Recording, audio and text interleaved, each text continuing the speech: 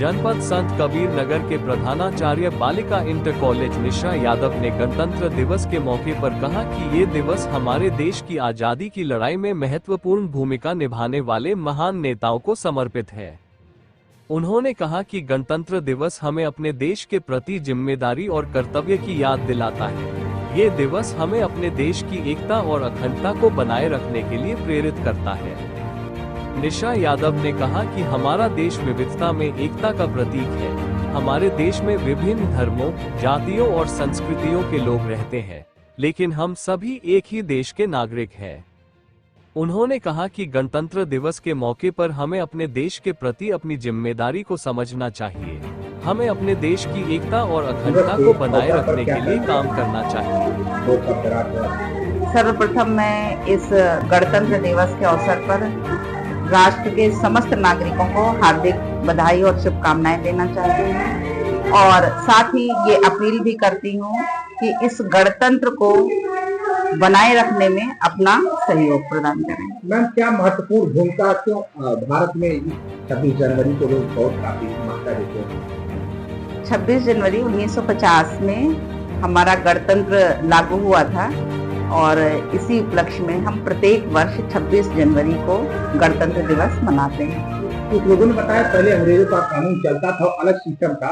Yes, पहले संविधान doctor B are Ambedkar द्वारा जो ये बनाया गया और बताया गया लोगों को, उसी के अनुसार आज संचालित किया जाता है। इस पे पहले जब मेरा देश गुलाम था तो हम अंग्रेजों द्वारा बनाए गए नियम और कानून पर आश्रित थे। उन्हीं के द्वारा बनाए गए नियमों को फॉलो करते थे और स्वतंत्रता प्राप्ति के पश्चात डॉक्टर भीमराव अम्बेडकर के द्वारा संविधान का निर्माण किया गया, भारतीय संविधान, जो कि निर्माण के समय से आज तक हम लोग उसको फॉलो करते चले आ रहे हैं और हमारे भारत का संविधान विश्व के संविधान में सर्वोपरि स्थान रखता है। शिक्षा को थोड़ा सा और बेहतर बनाने के लिए क्या संदेश देना चाहेंगे?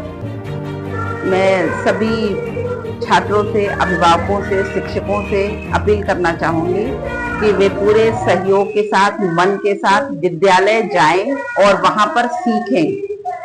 सीखने के द्वारा ही हम शिक्षा को बेहतर बना सकते हैं। शिक्षकों के लिए क्या संदेश देंगी मैम? कहीं कहीं देखा जा रहा है कि आजकल लोग इस मीडिया के जमाने में मोबाइल पे ही देखते रहते हैं, बच्चों को शिक्षा देने से वंचित रह जाते हैं। कहीं कहीं आप विशेषकर उन अध्यापकों के लिए संदेश होता है? ऐसा तो नहीं होना चाहिए। यदि ऐसा है तो मैं निवेदन करूंगी कि वे बच्चों को भौतिक रूप से पठन पाठन करने में प्रेरित करें और स्वयं ही कक्षा में उपस्थित होकर छात्रों के पठन पाठन में अपना सहयोग प्रदान करें। इसी अवसर पर विद्यालय में ध्वजारोहण और सांस्कृतिक कार्यक्रम का आयोजन किया गया है। उसी क्रम में यहाँ पर सांस्कृतिक कार्यक्रम चल रहे हैं।